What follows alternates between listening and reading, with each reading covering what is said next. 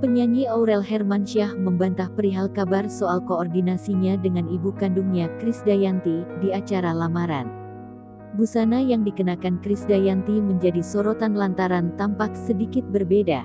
Aurel Hermansyah bersama Ashanty pun akhirnya buka suara memberikan klarifikasi, termasuk tentang kabar yang menyebut Aurel memberitahu KD secara mendadak. Aurel Hermansyah mengaku ia juga telah diingatkan Ashanty untuk mengingatkan KD.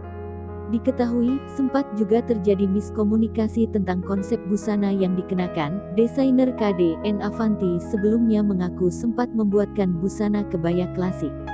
Padahal yang diinginkan pihak Aurel Hermansyah adalah kebaya modern. Ashanty menegaskan hal itu sebenarnya bukan masalah.